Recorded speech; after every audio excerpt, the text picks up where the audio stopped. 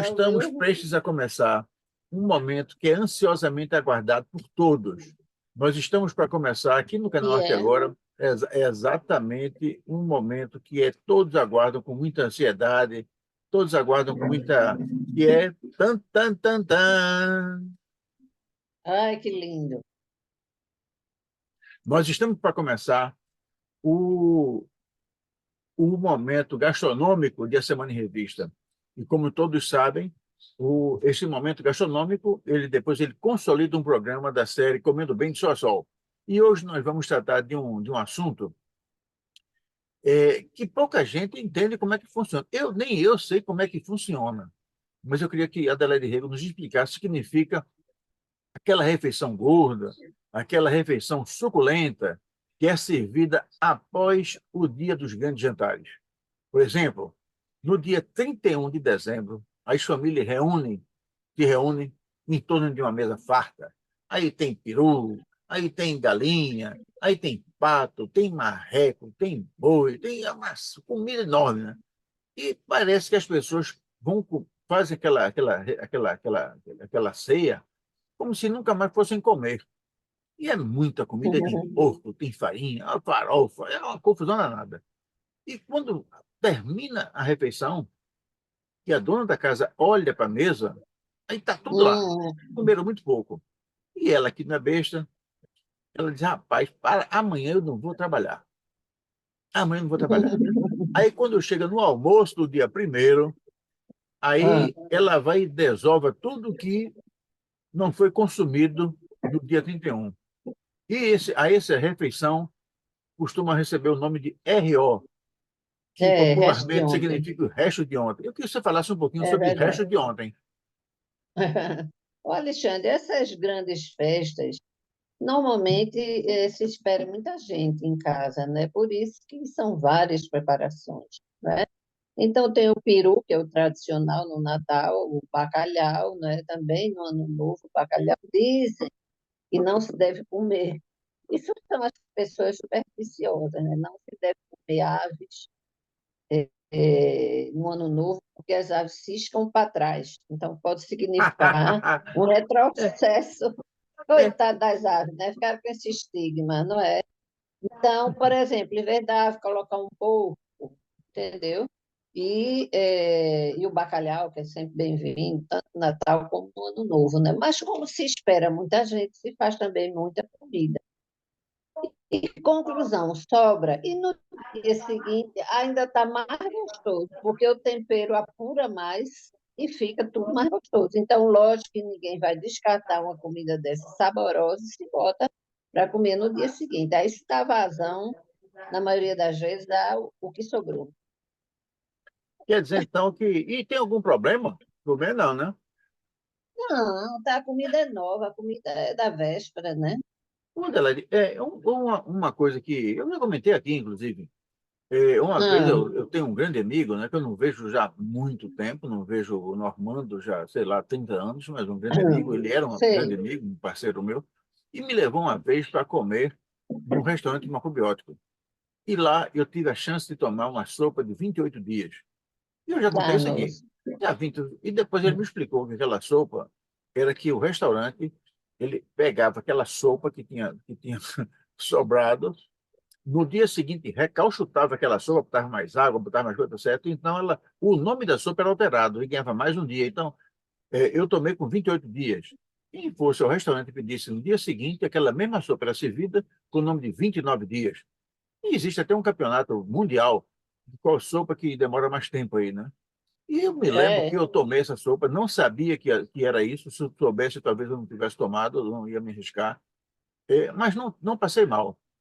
Aí quer dizer, então, que esse resto de ontem não fazem mal? Podem comer à vontade, sem problema? Olha, Alexandre, é o seguinte, o resto de ontem, comido hoje, não tem problema, mas eu duvido, tá? Eu agora duvido que uma sopa feita com o resto de 28 dias não estivesse azedo, porque 28 dias se aproveitando aquilo, eu não acredito que não azedasse, não. Então, você está dizendo aí que comeu, mas você também não estava lá para ver que todo dia se É, acrescentava. Eu não acredito nessa história, porque Azeda, sopa azeda com facilidade, entendeu? E uma vez, eu lembro que eu gosto muito de política. Eu viajava pelo interior e era sempre fui recebido com grandes jantares. As pessoas gostavam de me receber. Eu não sei por que as pessoas gostam de. E sabem que eu sou guloso, então preparava aquelas comidas todas.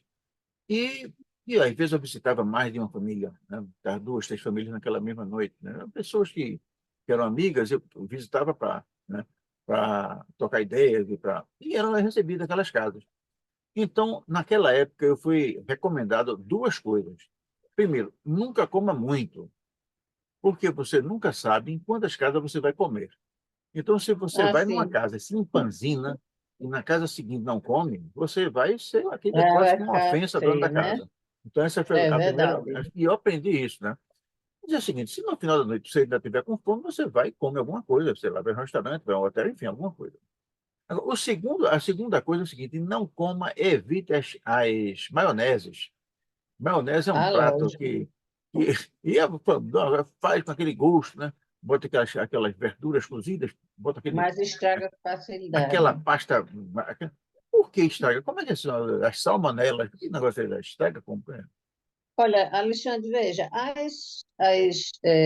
maioneses caseiras, antigas, né, principalmente, elas eram feitas com a gema crua, né? Gema crua. E aí sim, era veículo de salmonelas, né? As maioneses prontas, elas não levam ovo, elas são feitas com leite, tá? Mas como elas têm um teor de gordura muito alto, elas também oxidam com facilidade, né?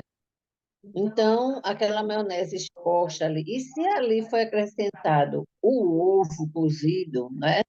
Também já vai, mesmo ele estando cozido, ele pode estar já deteriorado, né? Então, se recomenda que só se coma maionese que seja feita próxima da hora de ser consumida. Agora, se for em casa, se você fez para o almoço, sobrou para o jantar, pode comer, porque em casa tudo é feito em quantidade muito menor e obedece mais aos rigores, né, da higiene, não é? E me diga uma coisa, a gente fala assim em comidas que sobram, mas quando a gente fala comida que sobra, é aquela comida que não foi feita exatamente naquela hora. Em muitos restaurantes hoje, eles oferecem aqueles balcões no self-service, né? Ah, Então, ali, me parece que nos bons restaurantes, tudo foi feito no mesmo dia. Mas, tem que evidentemente, fazer. é possível que exista algum restaurante que não guarde esse cuidado, ou que, para não perder dinheiro, resolva guardar alguma coisa no dia anterior ou no dia seguinte. E existe alguma regra com relação a isso? Alguma precaução que as pessoas Olha, devem tomar nos restaurantes que não sejam muito olha, conhecidos? Alexandre, os self-services, eles são restaurantes visitados por muita gente que ficam, na maioria das vezes, se servindo e conversando. Então, aquilo dali vai partícula de saliva, não é? Às vezes a pessoa está gripada, está conversando ali, espirra do lado, mas às vezes alguma coisa pode chegar ao alimento, não é? Então, assim, a rigor, é melhor evitar os restaurantes que são self-service, tá? Mas a gente sabe que às vezes as pessoas têm pouco tempo no intervalo do almoço, entre o expediente da manhã e o da tarde, e tem que ir mesmo para self-service, né? Então, o que se recomenda é que cheguem lá próximo da hora em que foi aberto, porque você evita que mais pessoas estejam ali se servindo e conversando, não é? E que o alimento fique ali exposto. Outra coisa, o que é quente tem que estar mantido numa temperatura recomendada, não é? Então, por isso, que muitas vezes a gente vê um funcionário, ou mesmo o nutricionista, né, do lugar, com o termômetro conferindo se a temperatura está permanecendo aquela que é recomendada. A mesma coisa, os alimentos frios, eles têm que ter uma temperatura, porque essa oscilação de temperatura é que faz com que o alimento se deteriore. E aí é um risco frágil que chama DTA, doenças transmitidas por alimentos.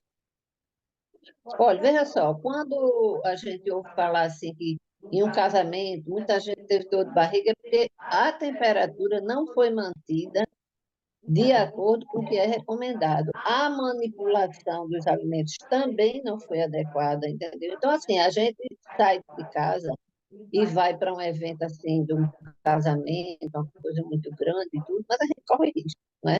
Outra coisa é você ir num restaurante e pedir um alimento à la carte, porque a gente vê que a gente acredita, pelo menos, que aquele alimento ele foi pré-preparado, mas ele foi finalizado próximo à hora de ir para a mesa. Perfeito. Bom, então hoje, nessa sessão compacta dessa Semana em Revista, nós acabamos de acompanhar um momento gastronômico dedicado às comidas que sobraram de outra refeição, popularmente conhecido como resto de ontem.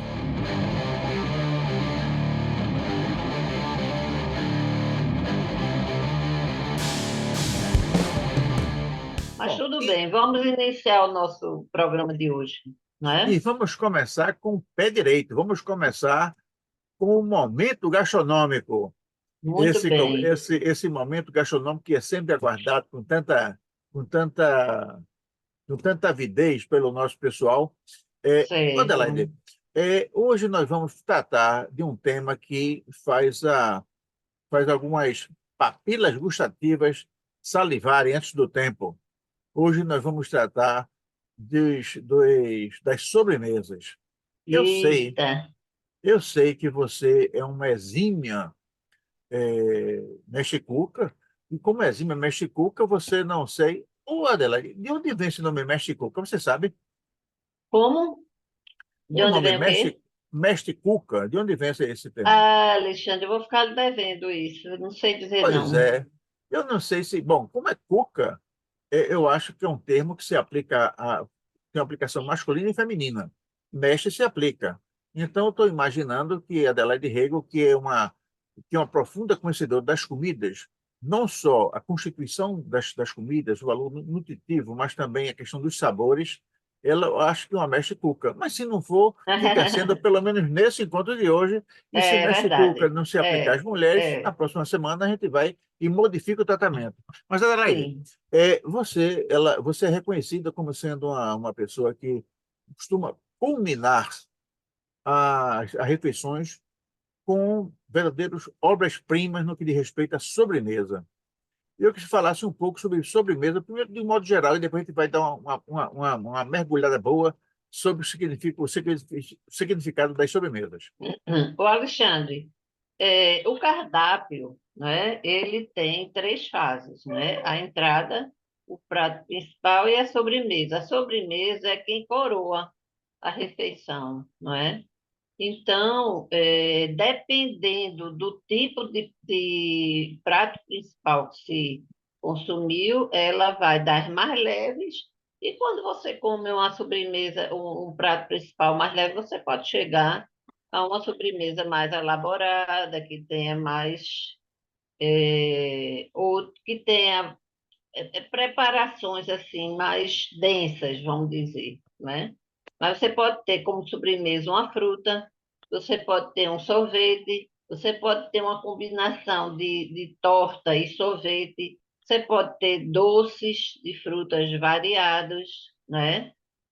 Aí, se você quiser, você acrescenta creme chantilly, que vai cada vez tornando a sobremesa mais calórica, né? O ideal é que se coma pequena porção, porque normalmente as sobremesas, não as frutas, né? Mas mesmo os doces e as sobremesas mais elaboradas, elas são calóricas, né? Então, às vezes tem um certo grau de dificuldade digestiva, né? Então, assim, ela é só para coroar a refeição, ela não é para saciar a fome.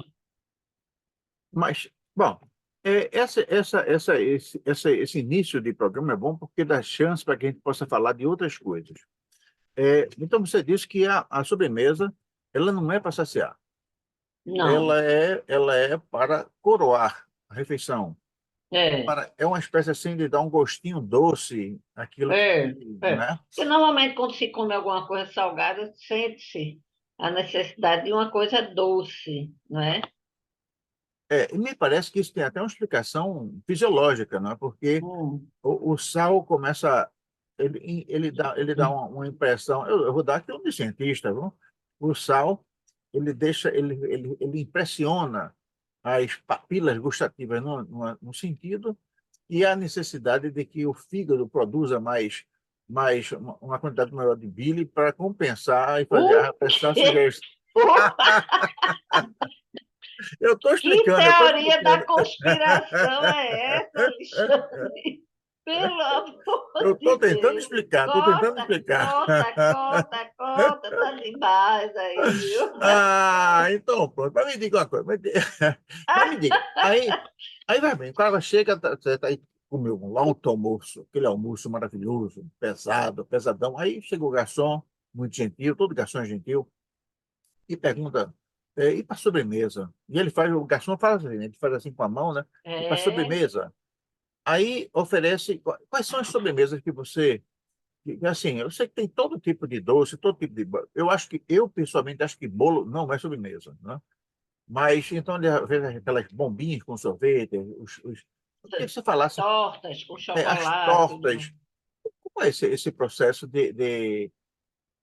primeiro, quais são as frutas que melhor se prestam para a sobremesa? Existe algum tipo de Olha, fruta? veja só, Alexandre, tem duas frutas que elas têm enzimas, são o mamão, que é a papaina, a enzima, e tem o abacaxi, que tem a bromelina, que é uma enzima. Todas as duas são enzimas que ajudam na digestão. Então, por exemplo, vamos dizer que você coma uma feijoada, né? Então, é melhor que você coma uma fatia de abacaxi. Esse abacaxi, para ficar mais saboroso, ele pode ter raspinhas de limão, entendeu? Que dá é uma sobremesa tão simples, mas tão saborosa, né? E que vai facilitar a digestão de uma preparação muito densa, muito calórica, que tem bastante gordura, então que a digestão vai ser mais dificultada, né? Além de que o feijão, ele também é um alimento de digestão mais demorada, não é? E quando você acrescenta aquelas carnes, as gorduras e tudo mais, aí normalmente fica uma preparação muito indigesta, né? Existem feijoadas menos calóricas, por exemplo, eu faço e ela fica muito gostosa. Ela não precisa ter tanto defumado, porque os defumados industrializados, eles têm uma carga muito grande de nitrato e nitrito. E tem um processo de defumação que deixa um gosto muito forte. Agora, se você, por exemplo, vai comer num restaurante alemão, as comidas lá também são defumadas, mas é um método de defumação totalmente natural. Não tem nenhum elemento químico, é só a madeira, não é? Formando aquele fogo e o alimento fica assim com a caixa que a fumaça vai só dando sabor de defumação, entendeu? Então, a nossa feijoada, ela tem uma carga muito grande de produtos químicos e isso nem é bom e também dificulta a digestão. Sei, mas me diga uma coisa. É, me parece, então vamos ver se a gente chega a uma coisa que é comum a todas as sobremesas, que elas todas são adocicadas. Isso confere? Olha, veja só, uma sobremesa elaborada, ela geralmente, a fruta ela tem o açúcar natural, né? Mas se você pega essa fruta e vai fazer um doce, você acrescenta açúcar, porque todo doce leva açúcar, né? Se você vai fazer uma torta, vai fazer um sorvete, vai fazer um pudim, também tem açúcar aí. Agora, hoje em dia, existem sobremesas que são dietéticas, não é? E que não deixam nada a desejar ao sabor são aquelas zero açúcar, né? E que não deixam em nada a desejar o sabor em relação a assimilar. dela que leva açúcar. Por exemplo, existe pastel de Belém numa determinada eh, lanchonete, que é de produtos da Itália. Se você comer um e comer outro, você não sabe quem é quem ali, porque são idênticos. Existe uma torta deliciosa em outra lanchonete, que ela é com massa folhada, doce de leite, que existe dela com e sem açúcar, tem o mesmo sabor. Então, o negócio é o seguinte, toda vez que é dietética é um pouco mais caro, entendeu? Mas se a pessoa quer ir comer e ficar com a consciência tranquila, come a zero, porque pelo menos vai ter, não vai estar tendo o índice glicêmico tão elevado. Você falou uma coisa assim interessante que é com relação à consciência pesada e à consciência leve. Me parece, então, que existem, de modo geral, as sobremesas, elas são muito calóricas. E É. elas são muito doces, elas carregam assim. E aí, interessante é que depois daquela, o cara almoça muito bem, eventualmente ele vai para um jantar, ele come uma entrada, uma coisa assim, depois come bastante durante o jantar, depois come a sobremesa bastante calórica, e depois pede um cafezinho com adoçante.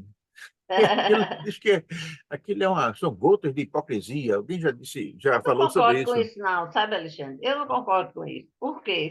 Bom, você pode, se você é acostumado a tomar o café sem adoçar, fica lá, sem adoçar. Agora, esse negócio aqui eu acho que todo acréscimo de açúcar, se puder ser evitado, é melhor. Entendeu? Agora, adoçante, a gente sabe que tem que ser consumido de forma muito criteriosa, porque todos eles têm efeitos colaterais. Então, assim, a gente tem que usar mais dentro, né? Ou um pouco abaixo daquele limite recomendado pela Anvisa. Sei. Agora, vamos ainda insistir um pouco sobre a sobremesa em si. A sobremesa em si. É, eu sou testemunha da avidez como os nossos convivas, os nossos convidados, eles atacam as sobremesas que você faz. Existe algum tipo de segredo? O que é que você tem? O que é que tem na sua mão que torna essas sobremesas tão elaboradas, tão ansiadas, tão.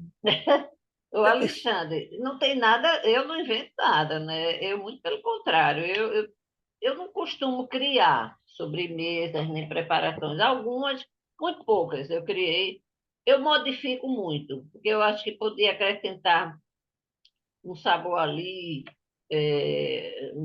como é, uma raspinha de limão, ou então uma noz moscada, entendeu? Então, acentua o sabor. Mas, assim, de uma forma geral, é porque eu gosto de pesquisar sobremesas, pratos, entendeu? Entradas. Eu só não sou muito de pesquisar docinhos, porque eu não gosto de fazer docinhos. Eles dão muito trabalho, então eu não faço. Mas assim, sobremesa grande, tudo, eu tenho prazer em fazer. Pesquiso tanto. Sei. Quer dizer, então as pessoas gostam porque gostam mesmo, né? Você Gosta não, porque você não gosta, não, cria, né? Não, agora eu procuro fazer direitinho, né? Porque você sabe, sobremesa. Ela é mais precisa, vamos dizer assim. Você tem que fazer nas quantidades recomendadas, entendeu? Então, você tem que seguir mais ou menos a receita. Em quantidades que eu estou falando, você pode acrescentar um, um sabor aí, né? Uma baunilha, uma raspa de limão, entendeu? Uma erva aí que você queira colocar. Agora, tem que ser feito com critério, porque se inventar de fazer de cabeça, vai desandar, vai ficar ruim. Sei. Quer dizer, ô Adelaide, existe alguma sobremesa que você prefira em relação às outras? Eu gosto muito de pavê e atualmente eu estou gostando muito de pudim, que é uma sobremesa tão, e gosto muito de tortas. Torta não é um bolo simples, é uma coisa que tem bastante recheio, tem cobertura e tudo. Eu adoro uma torta, gosto muito mesmo, mas não sou de fazer não, porque dá muito trabalho. Eu gosto de fazer sobremesa de travessa, vamos dizer assim. Bom, nós estamos chegando ao final desse momento gastronômico, mas eu não poderia deixar de fazer uma última pergunta, aproveitando esse conhecimento tão profundo que a Adelaide tem da arte culinária de modo geral. Ô, Adelaide, nós estamos nos aproximando no Brasil de uma data muito importante.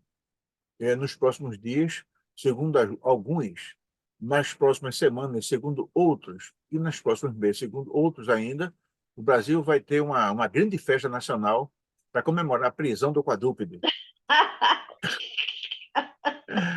E aí eu queria saber o seguinte: nessa festa, você Ai, recomenda qual tipo de sobremesa? Existe alguma sobremesa especial para a gente comemorar a prisão do quadrúpede? eita, Alexandre, Ou eu não qualquer uma sei serve, não. né? A Qualquer uma alegria serve. vai ser tão grande a alegria que Eu qualquer acho que uma a vai ser. comemoração vai ser mais com bebida, viu? Ah, Quem é? gosta de espumante, toma. Quem gosta de cerveja, toma. Quem gosta de uísque, aí vai se beber muito, eu acho. Agora, olha, você trouxe agora, levantou um assunto interessante.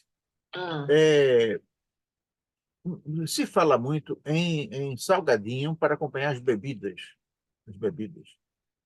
Mas os experts dizem que quando as pessoas estão ressacadas, ou seja, estão sob efeito de bebida, devem comer doce. E recomendam um doce de banana, um doce de goiaba.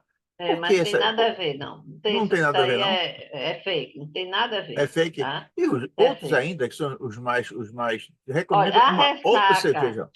não, não. A ressaca, ela é combatida com hidratação, que a ressaca é um dos efeitos da desidratação. E a gente sabe que álcool desidrata, né? Então, o importante é hidratação. Perfeito. Então, vamos esquecer isso já. Então, com o aviso de que nesses próximos semanas, os próximos meses, ou a próxima, nós vamos ter uma grande festa nacional e cada um É, comemora do jeito que quiser, comemora em paz, com muita alegria, é, com muita satisfação, em família, com os vizinhos, com os amigos, com os primos, com todo mundo, porque a festa vai ser nacional, é mas verdade. cada um comete do jeito que quiser. Mas vamos fazer, então, de modo que as pessoas possam ampliar a harmonia e a concórdia no país, que é o que está faltando e que foi tirado de alguma forma por esse quadrúpede que É, está saindo de é cena. verdade. Como Acabar é com que está? essa polarização aí, né, Pois é, Alexandre? não, é interessante até que haja, não, quer dizer, não, seria muito ruim que tivesse uma sociedade de pensamento único. Pensamento diverso é muito bom, é muito É, satisfatório, né? O que não pode ter é que isso se constitua como um elemento de discórdia, de briga, isso não está certo, né?